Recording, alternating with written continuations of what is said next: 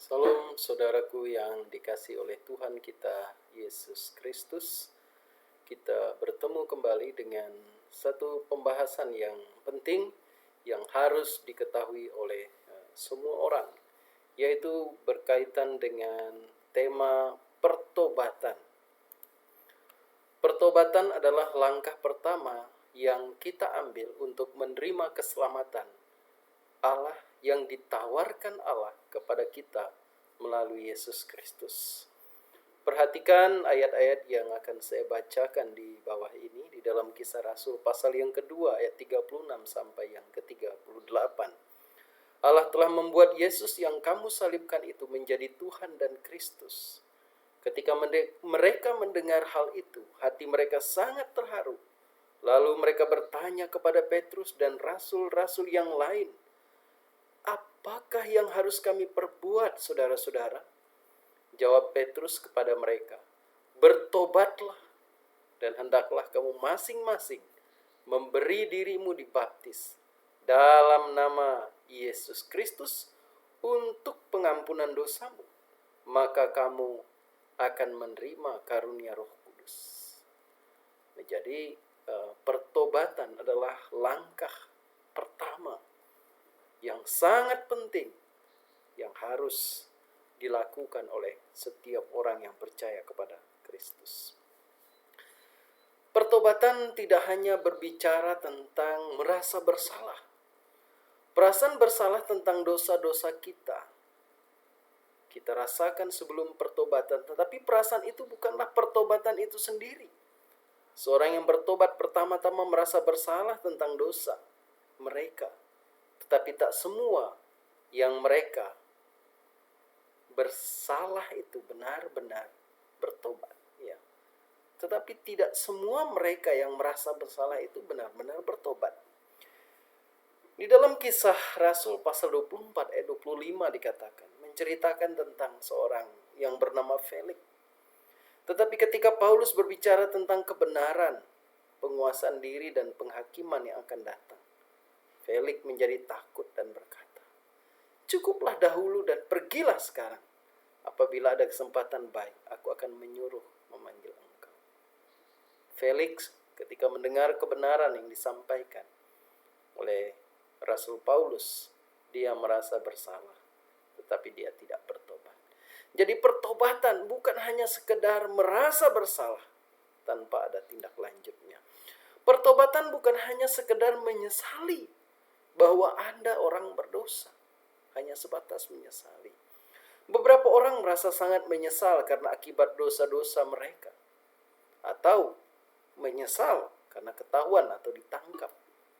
Banyak orang menyesal bukan karena perbuatan salah mereka, tetapi karena mereka dihukum, karena mereka tertangkap, karena mereka diketahui oleh orang lain. Itu sebabnya 2 Korintus pasal 7 ayat yang ke-10 berkata, "Sebab duka cita menurut kehendak Allah menghasilkan pertobatan yang membawa keselamatan dan yang tidak akan disesalkan. Tetapi duka cita yang dari dunia ini menghasilkan kematian." Nah, jadi pertobatan itu rupanya bukan hanya sekedar menyesal atas dosa-dosa kita, walaupun seorang yang bertobat harus menyesali dosa-dosanya. Yang ketiga, pertobatan bukan hanya mencoba untuk menjadi seorang yang baik. Banyak orang mencoba dengan kekuatan mereka sendiri untuk menjadi baik dan merubah cara hidup mereka. Usaha apapun yang dapat dilakukan sendiri itu mempunyai akar kebenaran diri sendiri yang tak dapat memenuhi kebutuhan akan pertobatan dari dosa. Jadi bukan hanya sebuah usaha atau coba menjadi seorang yang baik. Itu sebabnya Yesaya 64 ayat yang ke-6 berkata, "Demikianlah kamu sekalian seperti seorang najis dan segala kesalahan kami seperti kain kotor. Kami sekalian menjadi layu seperti daun, dan kami lenyap oleh kejahatan kami, seperti daun dilenyapkan oleh angin." Jadi mencoba menjadi baik itu juga bukan pertobatan. Yang keempat, pertobatan bukan hanya menjadi seorang yang agamis, agamawi, atau terlihat rohani. Orang Farisi di Alkitab terlalu rohani di dalam tindak tanduk ataupun apa yang mereka lakukan. Mereka berpuasa, mereka berdoa, mereka ikut upacara keagamaan dengan ketat, dengan rajin, dengan setia. Tetapi Tuhan Yesus selalu mengecam mereka karena mereka tidak bertobat. Tetapi waktu ia melihat banyak orang Farisi dan orang Saduki datang untuk dibaptis, berkatalah ia kepada mereka, "Hai kamu keturunan ular beludak, siapakah yang akan mengatakan kepada kamu bahwa kamu dapat melarikan diri dari murka yang akan datang? Jadi hasilkanlah buah yang sesuai dengan pertobatan. Dan janganlah mengira bahwa kamu dapat berkata dalam hatimu, Abraham adalah bapa kami. Karena aku berkata kepadamu, Allah dapat menjadikan anak-anak Abraham dari batu-batu ini. Kapak sudah tersedia pada akar pohon, dan setiap pohon yang tidak menghasilkan buah yang baik pasti ditebang dan dibuang ke dalam api." Firman Tuhan mengecam orang-orang yang mencoba menjadi terlihat rohani tetapi tidak hidup dalam pertobatan. Dan ini sungguh berbahaya sekali, dan berharap tidak banyak orang yang terkecoh dengan ritual-ritual lalu kemudian menganggap dirinya sudah selesai dan hidup dalam pertobatan. Nanti dulu, ternyata bukan hanya sekedar menjadi agamis, agamawi, atau terlihat rohani. Pertobatan bukan hanya mempunyai pengetahuan tentang kebenaran. Banyak orang yang suka berdebat, membicarakan, atau merasa paling hebat, memiliki pengetahuan tentang kebenaran. Banyak orang merasa ketika sudah mempunyai pengetahuan lalu sudah merasa aman. Tetapi rupanya bertobat bukan hanya. Orang Kristen perlu pengetahuan yang benar, perlu punya banyak pengetahuan tentang kitab suci, itu perlu. Tetapi inti kehidupan orang Kristen itu sungguhnya harus bertobat. Mempunyai ilmu pengetahuan yang tinggi tentang kebenaran tidaklah menjamin bahwa kebenaran telah menjadi realitas dalam kehidupan seseorang. Mempercayai dengan otak dan mempercayai dengan hati adalah hal yang berbeda. Roma 10 ayat yang ke-10. Saudaraku yang dikasihi oleh Tuhan,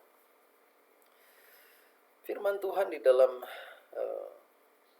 Yakobus pasal 2 ayat 19 sampai 20 berkata, "Engkau percaya bahwa hanya ada satu Allah saja, itu baik. Tapi setan-setan pun juga percaya akan hal itu, dan mereka gemetar. Hai manusia yang bebal, maukah engkau mengakui sekarang bahwa iman tanpa perbuatan adalah iman yang kosong?" Yakobus pasal 2 ayat 19 sampai 20. Saudaraku, ternyata memiliki pengetahuan yang banyak juga belum tentu orang bertobat. Tetapi orang yang bertobat, dia harus berupaya dengan sungguh-sungguh, mempunyai pengetahuan, memiliki pemahaman, memiliki wawasan yang luas tentang kitab suci itu sendiri. Lalu kemudian menjadi penting untuk kita bertanya, apakah pertobatan yang benar itu? Tadi kita sudah bahas banyak hal yang bukan termasuk pertobatan. Sehingga pertanyaan penting berikutnya, pertobatan yang benar itu apa? Nah, ini menjadi pergumulan banyak orang.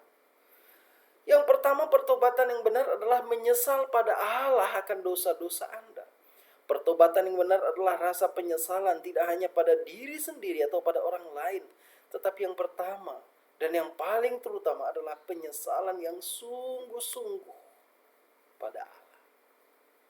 Jadi banyak orang merasa bersalah kepada diri, kepada orang lain, dan ternyata itu tidak cukup. Tetapi penyesalan yang sungguh-sungguh itu harus datang kepada Allah. Mazmur 51, Raja Daud berkata, "Kasihani aku ya Allah menurut kasih setiamu. Hapuskanlah pelanggaranku menurut rahmat-Mu yang besar. Bersihkanlah aku seluruhnya dari kesalahanku dan tahirkanlah aku dari dosaku. Sebab aku sendiri sadar akan pelanggaranku. Aku senantiasa bergumul dengan dosaku. Terhadap engkau sajalah aku telah berdosa dan melakukan apa yang engkau anggap jahat. Perhatikan yang dikatakan oleh pemazmur, dia katakan, terhadap engkau ya Tuhan aku berdosa. Ya, terhadap engkau aku berdosa. Jadi pertobatan yang benar itu penyesalan yang sungguh-sungguh pada Allah. Lalu yang kedua, jujurlah terhadap atau tentang dosa Anda. Dosaku kuberitahukan kepadamu, dan kesalahanku tidaklah kusembunyikan. Aku berkata, aku akan mengaku kepada Tuhan pelanggaran-pelanggaranku, dan engkau mengampuni kesalahan karena dosaku. Mazmur 32 ayat yang kelima. Jadi secara gamblang, secara jujur, toh kalau kita coba sembunyikan, kita juga akan malu. Karena apa? Kalaupun kita sembunyikan, kita nggak mau sebut di hadapan Tuhan. Tuhan sudah tahu. Itu sebabnya yang Tuhan minta jujur. Jujurlah apa yang menjadi dosa. Lalu yang ketiga, meninggalkan dosa. Dosa Anda, dosa-dosa kita. Siapa menyembunyikan pelanggarannya tidak akan beruntung, tetapi siapa mengakuinya dan meninggalkannya akan disayangi. Amsal 28 ayat 13. Yang menyembunyikan gak akan beruntung. Kenapa? Toh tidak ada yang tersembunyi di hadapan Allah. Yang menyembunyikan akan dihukum. Yang menyembunyikan akan kena sanksi. Orang yang menyembunyikan kan berarti masih menyayanginya, atau pura-pura gak tahu. Tetapi siapa yang mengakuinya dan meninggalkannya akan disayangi. Nah, jadi bukan hanya sampai di bagian mengakui, tetapi komit untuk tinggalkan dosa. Nah, itu sebabnya kalau seorang sudah bertobat, dia tidak akan hidup dalam dosa. Kalau dia tahu dia sedang berdosa atau jatuh ke dalam dosa, cepat-cepat dia berbalik dan meninggalkannya dan diakui. Dan kemudian dia minta pengampunan Tuhan. Lalu yang berikutnya bukan saja meninggalkan, dia membenci dosa. Engkau mencintai keadilan dan membenci kefasikan. Sebab itu Allahmu telah mengurapi engkau. Dan kamu akan merasa mual melihat dirimu sendiri karena segala kejahatan yang kamu lakukan. Jadi mari kita renungkan baik-baik. Apakah kita benci kepada dosa? Atau kita masih menyayangi dosa? Apakah kita betul-betul anti terhadap dosa? Atau diam-diam kita masih kompromi dengan dosa? Jadi bencilah dosa. Karena dosa tidak akan pernah mendatangkan keuntungan. Mungkin kesenangan, nikmat sementara. Tetapi dosa itu mengikat dan dapat membuat orang kehilangan persekutuan dengan Tuhan. Membuat seseorang tidak bertumbuh secara rohani. Dosa juga yang membuat engkau, Anda, saya, dan kita menjadi sulit diajar oleh kebenaran dan dengan kebenaran firman Tuhan. Banyak orang yang merasa, kenapa saya sulit berubah? Mengapa saya sulit diajar oleh firman Tuhan? Kenapa enggak masuk-masuk? Setiap minggu dengar firman Tuhan. Salah satu faktornya, jangan-jangan masih suka kepada dosa. Lalu kemudian ada tindakan, ada bukti pertobatan yang menarik di dalam Lukas pasal 19. Zakius, waktu Tuhan Yesus datang ke rumahnya, kemudian ada tindakan yang hebat dilakukan oleh Zakius. Tetapi Zakius berdiri dan berkata kepada Tuhan, Tuhan, setengah dari milikku akan kuberikan kepada orang miskin. Dan sekiranya ada sesuatu yang keperas dari seorang akan kukembalikan 4 kali lipat. Ada buktinya loh. Jadi bertobat itu ada pembuktiannya. Kalau sudah bertobat, mengaku kenal Yesus, harus dibuktikan. Buktinya apa? Contohnya apa? Ya. Kalau seorang yang sudah mengenal Yesus, mengakui Yesus dan sudah bertobat, mengakui pertobatan dan mengatakan saya sudah meninggalkan kehidupan yang lama, dia tidak akan sulit lagi untuk beribadah misalnya. Dia tidak akan sulit lagi untuk berdoa. Dia tidak akan sulit lagi untuk mencintai Tuhan dengan cara membaca firman Tuhan. Dia tidak akan sulit untuk mengampuni. Dia terus belajar mengasihi. Dia juga mempedulikan orang lain, mendoakan orang lain, punya kerinduan agar orang lain juga datang kepada Yesus dan bertobat di hadapan Tuhan. Jadi bertobat itu juga harus ada pembuktiannya, tindakan-tindakan. Zakius sudah buktikan, dia bertobat, dia bertemu dengan Yesus, lalu kemudian ada tindakan yang dia buat. Pertobatan itu mengenai apa saja? Pertanyaan penting berikutnya. Pertama, berbalik dari dosa. Janganlah kamu seperti nenek moyangmu yang kepadanya para nabi yang dahulu telah menyerukan demikian. Beginilah firman Tuhan semesta alam, berbaliklah dari tingkah lakumu yang buruk dan dari perbuatanmu yang jahat. Tetapi mereka tidak mau mendengarkan dan tidak mau menghiraukan aku. Jadi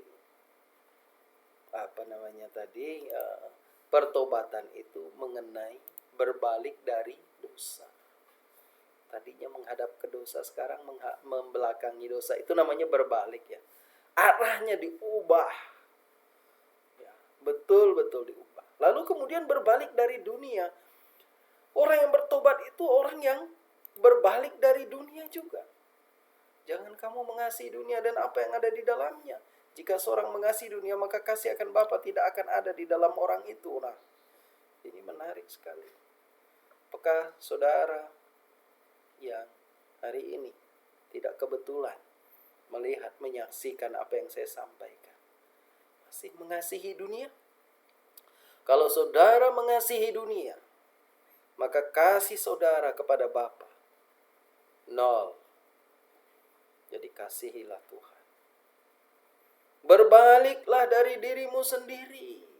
Bertobat itu juga berbalik dari diri kita sendiri. Pertama tadi dari dosa, yang kedua dari dunia, yang ketiga berbalik dari diri sendiri. Dan Kristus telah mati untuk semua orang, supaya mereka yang hidup tidak lagi hidup untuk dirinya sendiri, tetapi untuk Dia yang telah mati dan telah dibangkitkan untuk mereka. Saudara dan saya sudah dibayar lunas oleh Tuhan Yesus di atas kayu salib. Begitu saudara percaya kepada Kristus, saudara adalah milik Kristus, saudara adalah hamba Kristus.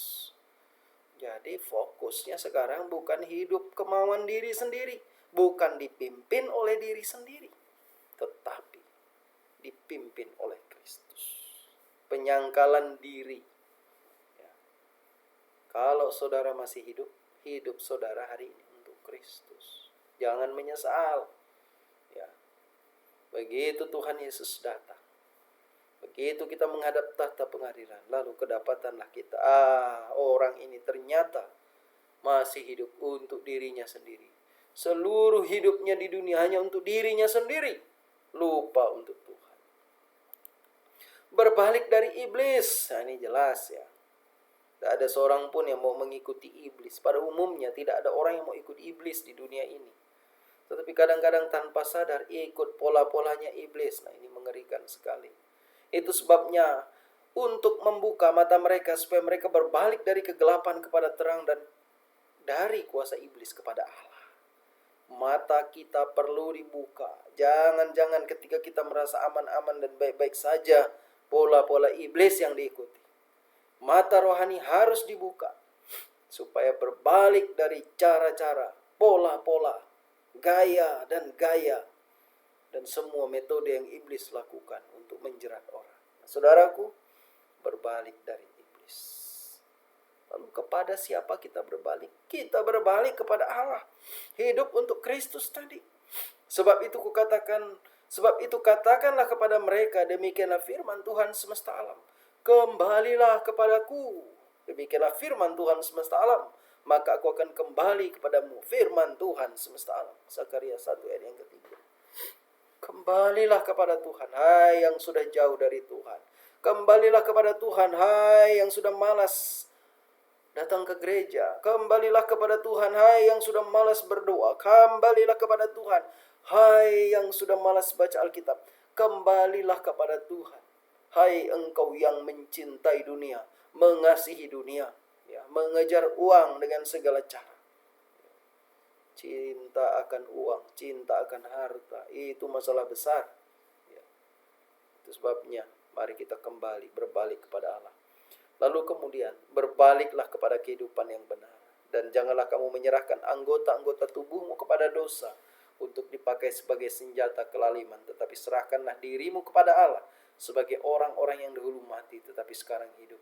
Serahkanlah anggota-anggota tubuhmu untuk menjadi senjata kebenaran.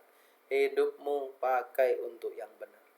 Hidup saudara dan saya jadilah sebagai senjata kebenaran. Dipakai oleh Tuhan untuk memberkati bangsa ini. Dipakai oleh Tuhan untuk memberkati gerejamu. Dipakai oleh Tuhan untuk memberkati pekerjaanmu. Dipakai oleh Tuhan untuk memberkati di mana engkau sekolah atau engkau kuliah. Dipakai oleh Tuhan dimanapun engkau berada. Pakailah kehidupanmu. Berbaliklah kepada yang benar. Tidak berlebihan. Jika bagian akhir, saya ingin katakan bahwa setiap orang harus memutuskan untuk bertobat. Dan setiap orang harus memutuskan untuk berbalik dari dosa menuju kepada Allah dan kebenarannya. Kiranya Tuhan Yesus memberkati dan pikiran kita semakin dibukakan, hati kita diubahkan, dan semua orang hidup dalam pertobatan. Tuhan Yesus mengasihi saudara.